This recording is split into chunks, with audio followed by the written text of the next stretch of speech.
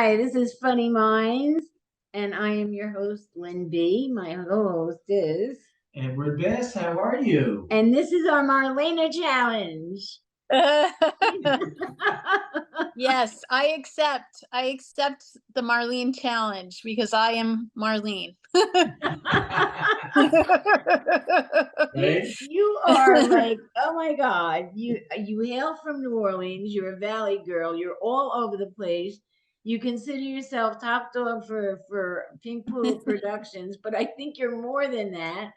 You're part of, or you helped develop Sonic the Hedgehog. You're a gamer. But every time I look on Instagram, Marlene, you're all over. I know. Not much. I need something to fill my time. Yeah.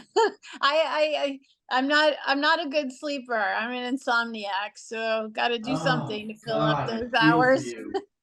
I feel for you. Are you an insomniac too? Yeah, I was until I started taking some medication that helped.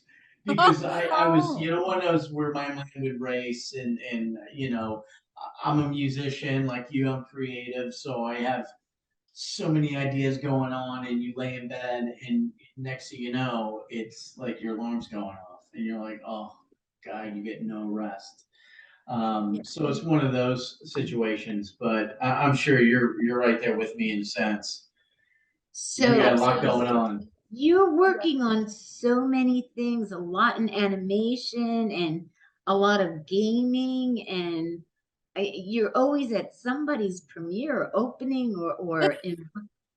I mean, like, so give me the lowdown. What is Well, I fooled you. You bought into all the hype that I'm selling. So thank you. Thanks for reading my posts and being open-minded and accepting what I put out there. Yeah, I have a lot of things going on, but I was just talking to somebody yesterday and we were saying it's a cliche, but feast or famine. It's I feel like when the jobs come along, I must accept them because you never know when a dry spell will hit. And so truth be told, there was a bit of a dry spell earlier this year. So I feel fortunate that that's turning around.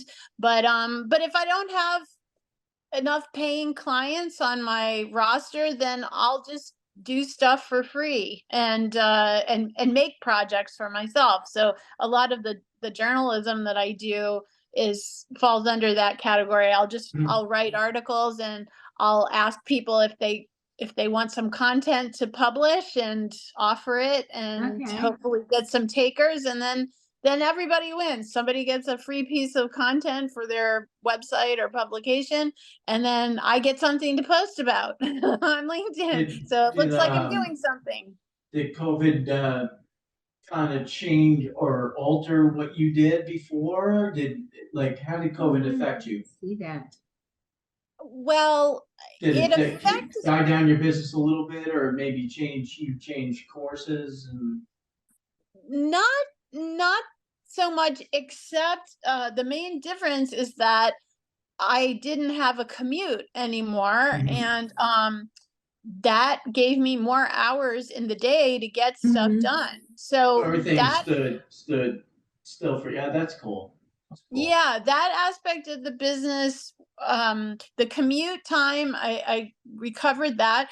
I had two major clients during most of COVID, and one of them had an office for a few minutes, and then COVID hit. Yeah, for a few minutes, and then they let the office go. So then there was no obligation for me to go in there. It was a nice office too. It was right across the street from the Capitol Records building in Hollywood. So I'm in Los Angeles. Oh God, yeah. And so it was right in the heart of Hollywood, really nice area, with a lot going on. But when no one's showing up for work, there's really no need for the office. Yeah. So about a month into COVID, the company let that office go, and then we went to an all remote situation. So it but didn't really affect you professionally. It just no, kept you thank goodness. Yeah. remote. I found I was still working at the time, and even though I retired, they asked me to come back. And I found working at home, I worked more hours because I didn't have to commute. I didn't have to worry about the traffic going or coming, and I ended up working a lot more hours. And of course not getting paid for it because you're on salary. So, Yes. But Yes, that happens. Yes, because there are no boundaries either. No. You don't have the commuting, that buffer period between work and home, and everything sort of blends together. Yeah, so I worked from home previously. I worked for a Korean animation studio that was in Korea, and I was right. basically the LA office. And so I did that for about 5 years. And then when that job ended, I had my own company for about a year and a half or so. And in some ways, I liked it because of I like not having the micromanagement. Oh God, yeah. And having and the interruptions. There are a lot of interruptions when you're working in an office, but I didn't like crisis management all by myself because I would just spiral, and I had nobody to talk me down off the ledge until the Korean workday started at like 5 o'clock Los Angeles time. That would be when people were going into the office in Seoul, and so the time difference is how much? What is that? Well, was it like? It was a lot. Yeah, that's a big difference. Yeah, that's a very big difference. And is that where you were involved with the Sonic the Hedgehog project? No, so I've worked for a lot of international companies, and there are a ton of international companies that have a presence in Los Angeles. I don't know if people are aware of that, people who live outside of the city and outside of entertainment, but most major entertainment companies, like let's say BBC has offices here. And then in Los Angeles, there are like consulates for all the countries. And I mean, it's a very international city. So it makes sense. So I've been fortunate in that a big part of my career has been working with companies that have a headquarters overseas, but then they'll want a smaller presence or some kind of presence in Los Angeles, and I'm part of either a small team or by myself. So so Sonic, that was part of my purview when I worked for Sega, which is a Japanese video game company that has offices here in Los Angeles. And so I've worked for a few Japanese companies. In fact, I'm going to an event this afternoon. It's not really, it's work related, but it's an event being hosted by Dentsu, which is a big Japanese advertising agency, and they're doing an event for what is it? They're calling it a Japanese cultural event to celebrate the end of Asian Pacific Heritage Month, but it's to entertain their clients and prospective clients and their employees and so forth. So I'm on a panel about anime, and so I'm going to that this afternoon, and that's all because of my work. Actually, two of my former Sega coworkers will be on the panel with me. So it's a small world, no matter how you look at it. Yeah, but that's fantastic. I mean, really to be with some cohorts and like-minded professionals and being part of something exciting like that. I mean, that's phenomenal. I mean, that's got to be a blast for you. And then you're going to like talk about different projects, and maybe they have projects coming up that maybe you could be involved in. So why not go to these? Yeah. Networking is very important. It's important for all professions, but in the entertainment business, it's It's one of everything, the especially in key. Yeah, LA, you know, Oh yeah. regardless of whether you're in film, music, or whatever, it's all networking. I mean, all you have to do is meet one right person that could give you an opportunity. Of a lifetime. Yeah. Yeah. So how did you get started in all this? I was always interested in show business. I was just born this way. And but sadly, I was not born in Los Don't be Angeles. ashamed of it. It's It is. we're kind of the same cloth. You know, it is what it is. I was born in New Orleans, which when I was born, and still to this day, is not the capital of the entertainment business. There is entertainment and location shooting and so forth that goes Right. on there, but Oh, yeah. but I really wanted to be in the place where it was where the deals were being made and just the center of the whole universe. And Right. so as soon as I was old enough to figure out that that was either New York or Los Angeles, I wanted to move to either of those places. And LA's warmer. Yeah. yeah, LA's warmer. And actually I stayed in New Orleans through college. So I went to Loyola University in New Orleans. Oh, okay. Okay. I wanted to go to Great college. school. I wanted to go to I wanted to go to UCLA, but my parents were like, "Oh, you're too young and you're a girl and don't do that." So I listened, but Like, all then I right, I'll said, go "You to know college what?" when I'm 40, Mom. Thanks. I mean, I said, "I'm going to go to graduate school, and that's that. I'm going somewhere else. My life is going to get started." So so I applied to a bunch of graduate schools, and NYU was one of them, oh, good and one. Yale. I was applying for Yeah. MFA programs in drama, Right. in acting, performance. So that was the original Yale. dream, was performing. You only got Yale into has a Yale, that's it? that has Man. Yale has an excellent MFA drama program. Sadly, I did not get in. I didn't get into Really? any of the school, so I didn't get into NYU. Really?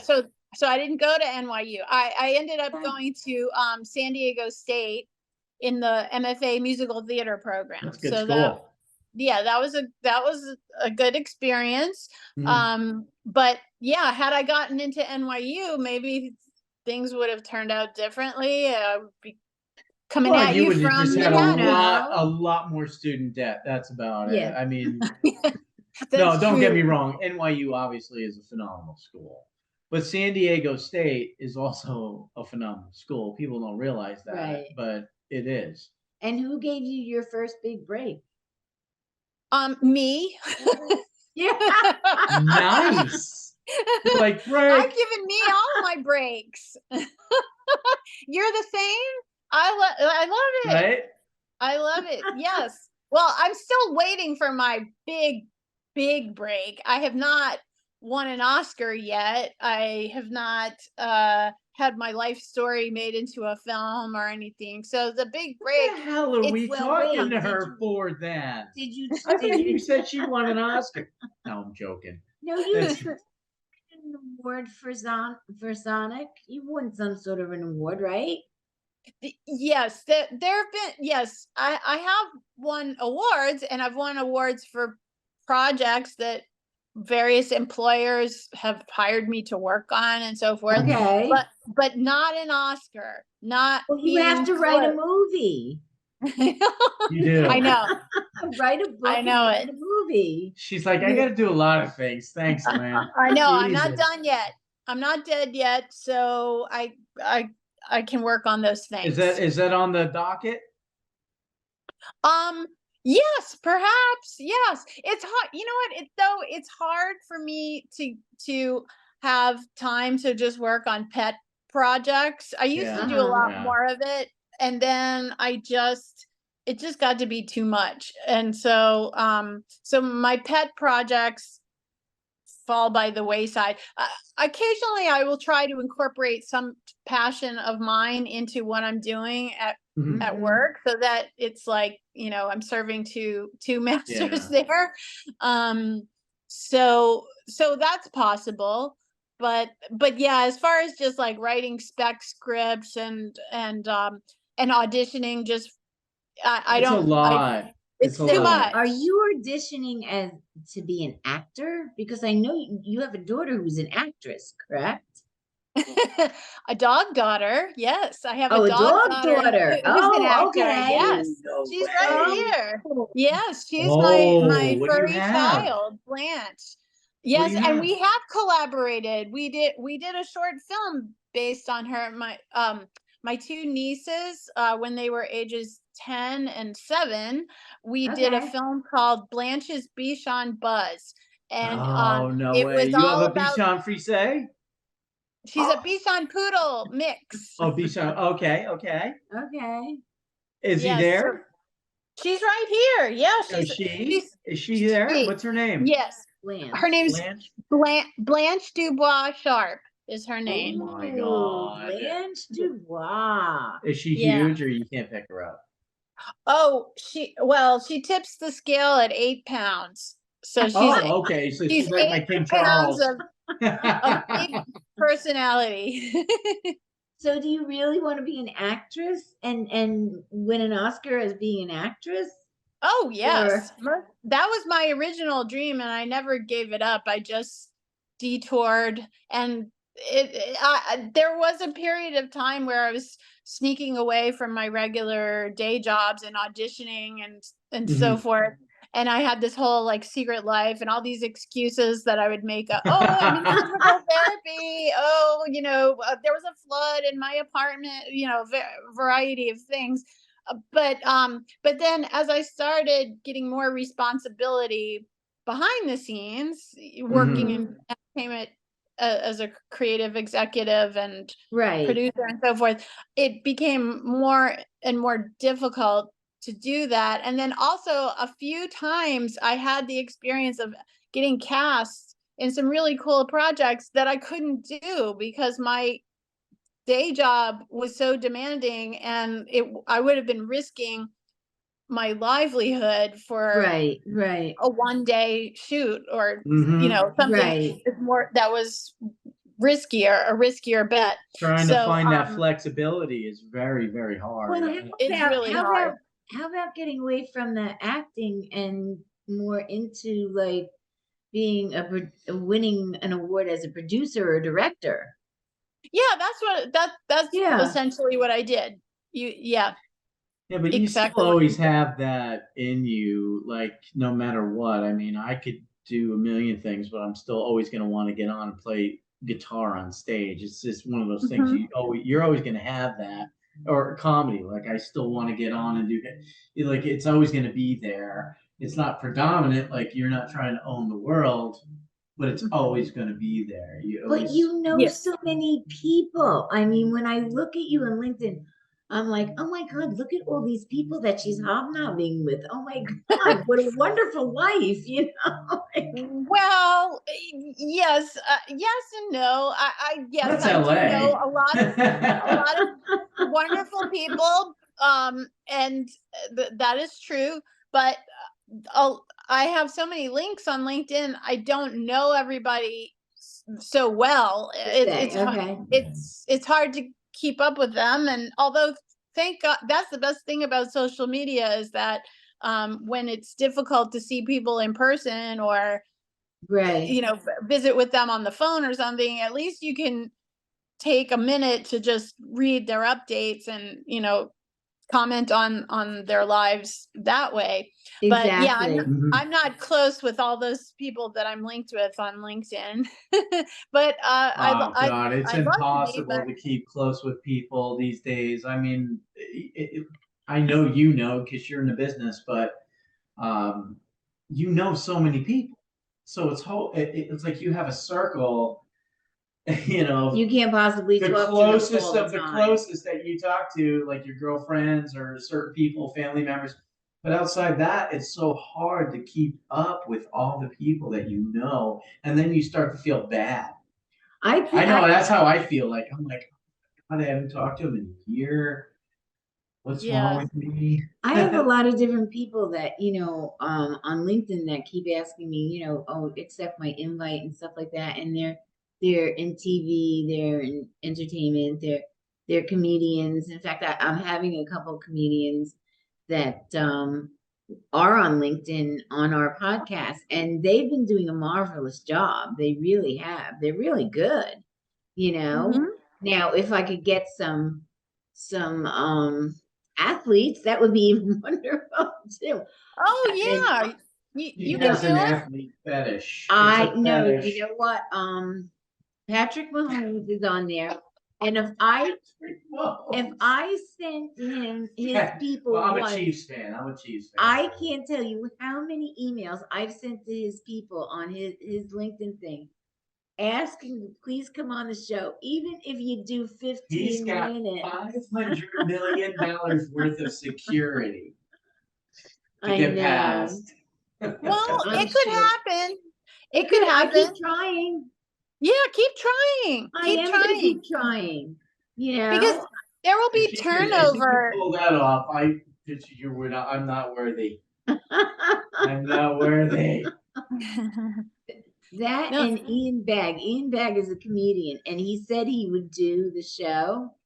He said, "Oh yeah, I can make this happen." So he was on something on LinkedIn a few weeks ago, and I said, Ian, it's your mother, and she's still waiting for you to come on the show and make her happy. When is this gonna happen? So basically, my mother's stalking people. Yeah, right. And it's just it's light stalking.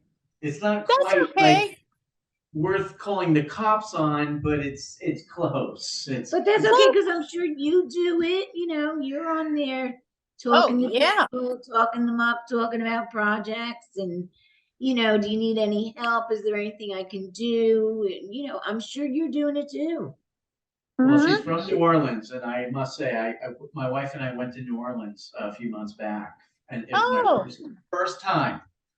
Did you like it? We stayed right there in the thick of it. We were right on at the 4 Points on not was it Duval or Don't ask me. I wasn't with you guys. Dauphine Street, yeah, the main drag. like around Bourbon Street. Bourbon. The 4 Points, and I was, and I lived in New York City, so I'm used to nuttiness. But this was unlike anything else. And but it was so entertaining, and the best view you can have is from up above. Right. You go up to one of the bars or your room or whatever, and you look down and you watch it all go down. I'll tell you what a great city, but we had a fantastic time. The food was phenomenal, and the music as a musician, killer. I mean, the whole the vibe was just great. And I got my wife drunk and made her sing karaoke. Oh, wow. So that was cool. Everybody wins. But New Orleans was phenomenal. And when did you do the jump from New Orleans out to LA? It was a long time ago. It was when after I finished college, there was like a summer, and then I started graduate school right away after that. And then I've pretty much been in Southern California ever since then.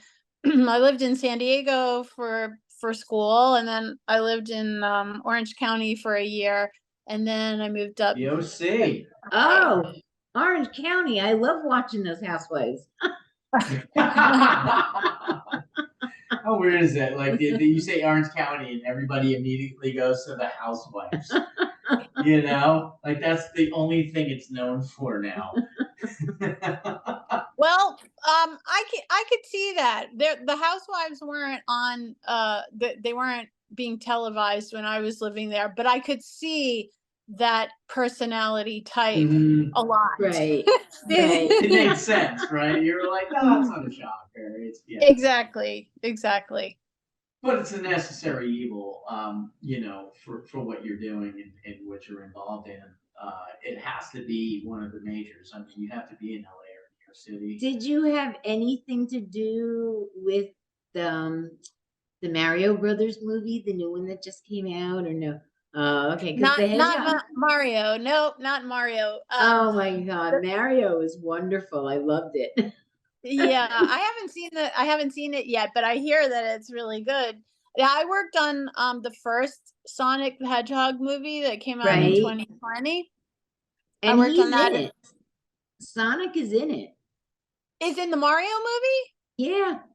Oh, Is he awesome. in, wait, is he in it, or he's on YouTube? She eats medicinal chocolate. No, I'm sorry. So you got Sonic does a lot of stuff with Mario on YouTube because they have the Mario races. So Sonic is always in there. I'm sorry. Yeah, he was not in the movie, but he's with Mario in a lot of things on YouTube. Yeah. Yes, and they've appeared together in a number of games, like a Sonic and Mario at the Olympics. Yes, that's a yes. recurring theme, I guess, in the games and all. But yes. So what exactly do you do with that? Are you part of the creative process?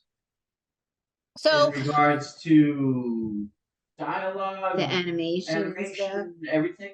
Yeah. So what happened was when I was hired at Sega, I was hired as a producer on the second season of Sonic Boom, which is a TV series. It's on Netflix now. Right. It started out on Cartoon Network. But I came in for the second season, and so it's a producer in the sense that the way that I was working is essentially a project manager, and I was hired on behalf of Sega as like a staff producer. So there were a number of producers on the project who were third parties who were not Sega employees. So Sega's interests were not necessarily top of mind. Is it hard to get along? Oh, yes. Creatively? Yes. Well, your laugh says it all. You're like, yeah. Yes, and it's not even what the kids entertainment business, especially the merchandise driven entertainment kids business, is a very specific and specifically cutthroat world because it all relies on product sales. So if video games and toys are not selling, then everyone's job is in jeopardy. It's not about it's not the primary focus is not about creating beautiful visuals and meaningful dialogue and changing lives. I mean, it's great if those things happen. Right. Wonderful. Nobody wants to make a dud, but the whole thing is the TV series and the movies are just thinly disguised commercials for the consumer products. So as the person who's the producer, who was Sega's advocate directly, like I had to be the bad cop and say, hey, if we need to have 5 vehicles in this season, in season 2, we need 5 vehicles because otherwise the toy company Tomy will be very upset and they're not gonna they're not gonna work as hard to get the toy line the exposure that it needs if they don't have 5 vehicles, because their action figures need to have. I mean, there's a whole that's a lot to juggle. Yes. That's a lot to juggle. So I would often have to be the point of contact between the various stakeholders, the stakeholders being the toy company, the game people, because the Sega games is divided up into different areas. There's the mobile games, and then there's the console games, and there's the games people in Japan and all that, and then the licensing team, the internal licensing team that works with the toy company, but then takes the success of the toy company, makes the property more appealing to other potential licensees, like apparel and accessories and themed entertainment and all kinds of stuff. So it all needs to be working in concert, and all the stakeholders need to be happy, or else there's a complete breakdown of the business model. No, And you're so, right. Well, there's a big financial investment in all this, and Right. And the Yeah. bottom line is the money. The bottom line Yeah, is always yeah, the yeah. money. powers that be want to get paid and know it's going in the Yeah. right direction. You know, you always have your staples like Mickey, Disney, anything Disney is always going to be a staple, you know. I'm trying to think of who else is always going to be a staple, you know. I mean, that's one of them. Yeah, but like, the whole like process Bluey, is, like Bluey right now. Bluey's starting to fall off. Who's So Bluey? well, it's a kid's thing. I have a 5-year-old grandson, so Okay. you know, I see all the toys and what's big, My and kids are you know, older. Jurassic Park is big, and Bluey was very big. Now he's starting to fall off. So you see on TV, you're not seeing as much of Bluey as you used to. So I can understand what you're saying, where, you know, the bottom line is if they're not selling the merchandise, then this character is going to start falling by the wayside. And so are the people that work on it. Well, yeah, I mean, obviously everything has to fall into place and work, and you see progress. Did you watch by chance or have heard about the documentary? Because I love documentaries about Pez. I saw it. Yes, Watch the that? Pez Outlaw. I love it. Yes, That was a that great was story super and cool. so relatable, because the toy business is very much interconnected with the kids and family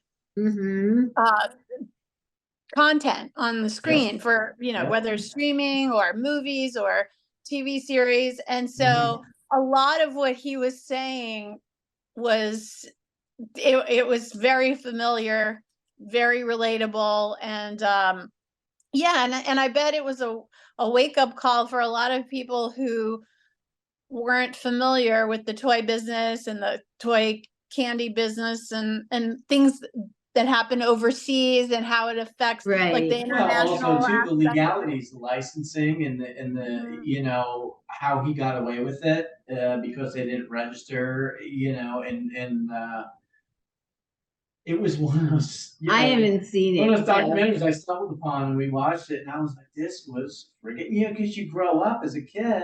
And you had Pez You had dispensers. Pez, and you Yes. love Pez. Yes. You've seen all the different Pez's, and they're still out there. And it Right. was so unique. And you know, that's just a crazy part of that business. But you know, your business as well is the same thing. I mean, it's just there's so many layers to it. They all have to work simpatico for everybody to be successful.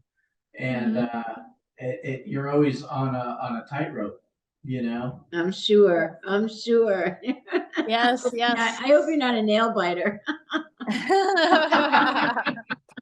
Not yet, but there's still time.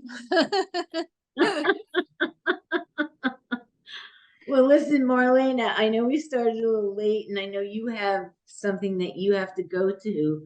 And so you You completed keep calling her Marlene. It's Marlene. Marlene, I'm sorry. That's I'm okay. sorry. See, And this is what happens when you but she know, looks like a Marlena to me. again, So medicinal Marlene, chocolate, Marlene. you have I'll something answer to very, very whatever. special that you have to go to, and I don't really want to keep you that long. And I really appreciate that you made the time to come on, and you fulfilled your challenge, Marlene. I did. And Oh, Marlene yay. challenge. The Marlene challenge. Thank you, and I apologize for those missteps earlier, those That's okay. two missed opportunities previously. You're a busy lady. You're very, very busy. Hey, And we're gonna fly out there and come say hi, and we're gonna get some Okay. photos. I get to see her on LinkedIn and the different things that you I'm a maniac on LinkedIn. You will see me Oh often. yeah. I used to live in California, Northern California. Gotta get back down south. Oh, nice. Oh, yeah, yeah. In, San Ramon, outside of Walnut Creek, outside of Frisco. okay.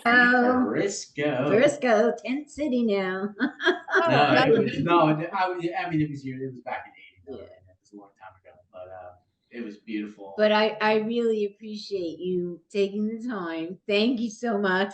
my Yes. pleasure. Thank you so much for the Been invitation. I've been dying to meet you, and I'm so happy that we had the time. I thought you were a ghost, to be honest with you. She's like, oh, this girl Marlene, she's coming. No, Marlene. No, Marlene. Marlene is coming on. Marlena. We did it! Yay! We can all pat ourselves on the back because we did. It was a team effort. All right. Well, for all my audience out there, I hope you had a really fun time listening to what Marlene had to say. And if you join LinkedIn, or if you keep up with what she's doing, you're not going to be dissatisfied, because she's into so many different things, and it's very enjoyable. Where could they find you, really Marlene? Yes, tell us. Well, you can definitely find me on LinkedIn. Right. And also, my company website is pinkpoodleproductions.com. So you can message me through the website. Excellent. Yes. And I love to do podcasts, so you could probably find me on another podcast sometime soon. Okay. And you are good. And you were very good and very accommodating today. Absolutely. So, thank you so much. Oh, my pleasure. Thank you so much. All right, take care. Being on, and I'd like to thank the audience. And if you go to our website, funnyminds.com, you're going to see our store. We have a lot of crazy things on there. And also, there's 2 organizations that we're very involved in, and that's Women's Breast Cancer and St. Jude's Children's Hospital. So there's a big purple button, and if you can donate, please do, because they do some wonderful things. And like I said, all my giggle bits before I leave: be happy, be healthy, be wise, smile, and don't forget to laugh, because laughter is the best medicine. And there we go. And Marlena, I am so thrilled. Marlena.